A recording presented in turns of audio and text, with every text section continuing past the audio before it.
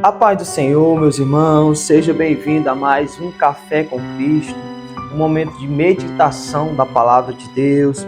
Aqui nós ora, nós medita na Palavra do Senhor, aqui nós nos alimenta da Palavra do Senhor. E se você ama a Palavra de Deus, assim como eu também, aqui é o melhor lugar que você deve estar. Todos os dias, a partir das 6 da manhã, você tem aqui no canal, no Kawai, a Palavra de Deus com o Café com Cristo.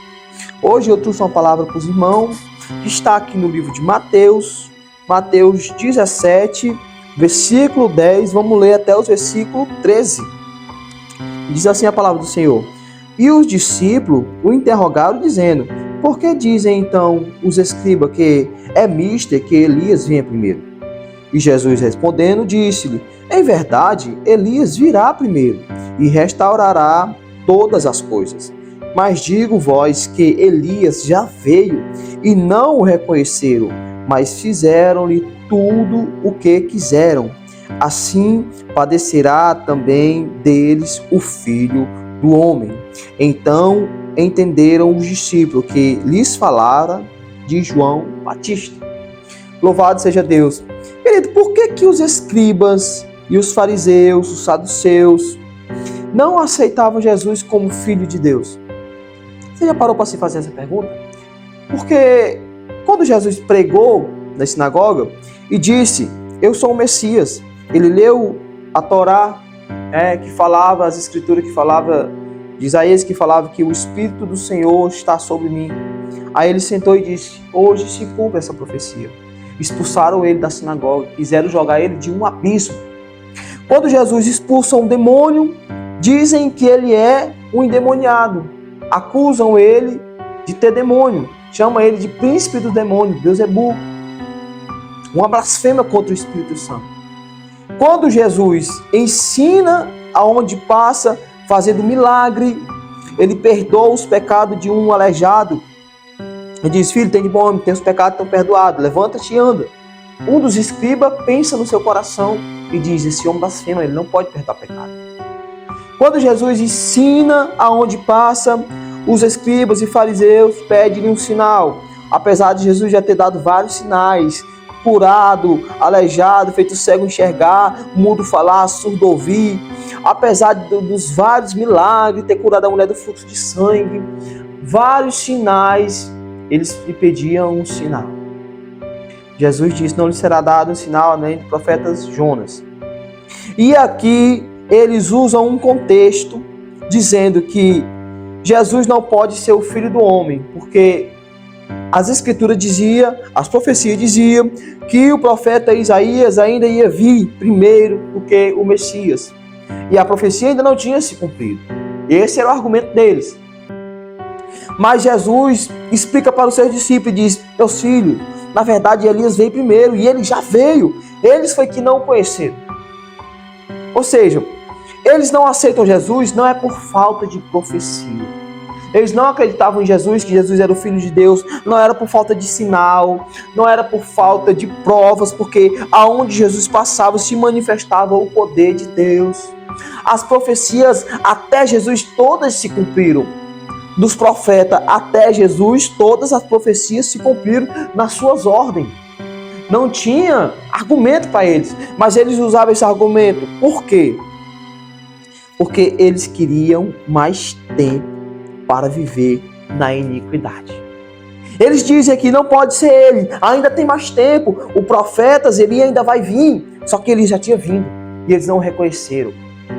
Então, tudo que eles queriam era ganhar mais tempo, porque sabia que a partir do momento que aceitasse Jesus como Filho de Deus e único Salvador, as velhas práticas tinham que ficar para trás.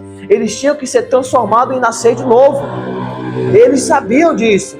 E na verdade, hoje acontece isso, porque a maior dificuldade do homem, a maior dificuldade da humanidade, não é provar que Jesus é o Filho de Deus. Porque a Bíblia faz isso. As Escrituras fazem isso. O próprio tempo, os sinais dos tempos já provam isso. Que Jesus falava a verdade. A maior dificuldade do ser humano, da humanidade, não é provar que Jesus é Filho de Deus, mas aceitar Ele como verdadeiro Filho de Deus. Esse é o maior problema da humanidade. Porque a humanidade não quer reconhecer Jesus como Filho de Deus, aceitar que Ele é o único caminho. Porque a partir do momento que você aceita, a velha criatura morre. As velhas práticas ficam no passado. E uma nova criatura é nascida naquele momento. Nascida em Cristo. O próprio Jesus disse a Nicodemo, um dos fariseus que reconheceu Jesus. Disse, olha, Nicodemo falou, Jesus, não tem como alguém fazer o que tu faz, os sinais que tu faz, se Deus não estiver com ele. Ou seja, naquele momento ele disse, tu é o Filho de Deus. Aí foi Jesus e disse para ele, peraí Nicodemo, calma aí. Para tu reconhecer que eu sou Filho de Deus, tu sabe que tu tem que morrer, a velha criatura. Tem que nascer de novo. Porque na verdade, a maior dificuldade é renunciar ao pecado que há em nós. Deixar as velhas práticas e viver uma vida em Cristo sendo uma nova criatura. Essa é a maior dificuldade. A humanidade não quer sair do pecado. O homem não quer deixar para trás a bagagem, o fardo do pecado. Jesus diz, eu sou a porta. Eu sou a porta e a porta é estreita. Então, para passar por Jesus, aquela bagagem, aquele fardo do pecado tem que ficar para trás. Ele disse, eu sou o único caminho. Para caminhar nesse caminho, que é Jesus, não pode ser com as velhas práticas, a velha criatura. A mente tem que ser transformada. As velhas práticas têm que ficar para trás e viver uma vida diferente, debaixo dos mandamentos de Deus. E essa é a maior dificuldade do ser humano. Porque o ser humano não quer, na verdade, é largar o pecado. Não é que ele quer uma prova que Jesus é Filho de Deus. Não é as pregações. A culpa não é da igreja, a culpa não é do pregador, a culpa não é da Bíblia, das Escrituras. A culpa é da humanidade. Porque a humanidade não quer deixar o pecado. O pecado é bom. Aos olhos do homem, o pecado é agradável. Mas o salário do pecado é a morte, ele leva para a morte. Jesus disse, eu sou a vida. Tudo o que Jesus falou se cumpriu, está se cumprindo. E ainda vai se cumprir. Não é necessário prova, é necessário aceitar. E para aceitar, tem que mudar. Essa é a maior dificuldade. Mas Jesus é o único caminho, querido. Quanto antes você aceitar que Ele é o único caminho, que Ele é a única salvação, mais rápido você vai ser transformado. A sua maior batalha vai ser contra você mesmo. Porque o próprio Jesus diz, aquele que quiser vir após mim, negue-se a si mesmo, tome a sua cruz e me siga. Tem que ter uma transformação. O apóstolo Paulo vai falar nas suas cartas que aquele que está em Cristo, nova criatura é. Eis que tudo se fez novo. As coisas velhas se passaram, tudo se fez novo. Então há necessidade de uma transformação, de uma mudança. E é essa mudança que gera raiva e medo na humanidade, porque eles não querem largar, não querem ter essa mudança. E não tem como permanecer em Cristo do jeito que está. Vem do jeito que está, mas não permanece. É transformado, tem que ser transformado. Aqueles que ficam do mesmo jeito não estão em Cristo. Eles estão indo para a igreja, mas não estão em Cristo. A palavra do Senhor diz que Ele é a videira verdadeira. Tem que estar ligado na videira verdadeira. Porque Ele é a videira, nós somos os galhos. Temos que estar ligado nele. Aquele que permanece nele, ele permanece em nós. Se você não permanece em Cristo, se as suas atitudes são as velhas práticas, Cristo não está em você. Há uma transformação, mas se você aceitar que Cristo é o verdadeiro e único Salvador, aceitar Ele como seu Salvador na sua vida, você terás a vida eterna. Eu não sei se você já parou para pensar nisso. Na vida eterna, nós vamos nos tornar uns seres eternos. E aonde você quer passar a eternidade? Com Cristo ou sem Cristo? Porque há uma eternidade também sem Cristo. Há um reino espiritual feito para nós. E há um lugar feito para os demônios. Não é para você. Mas corre o risco de você ir para lá. E hoje eu vim aqui pregar uma palavra para você. Aceita Jesus como seu verdadeiro e único Salvador. E será salvo tu e a tua casa. Cristo foi preparar um lugar. E Ele disse que ia voltar. Está muito próximo à volta de Jesus. Eu quero falar que você tem que estar preparado para a volta de Jesus. Ele disse que vai voltar e vai nos levar para que onde estiver, estejamos nós também. Ele vai voltar. Os sinais estão tudo aí. Aceita Jesus hoje como seu verdadeiro e único Salvador para ser salvo tu e a tua casa. Se você crê nessa palavra que foi pregada aqui, repita essas palavras comigo. Senhor Jesus, eu te aceito como meu verdadeiro e único Salvador.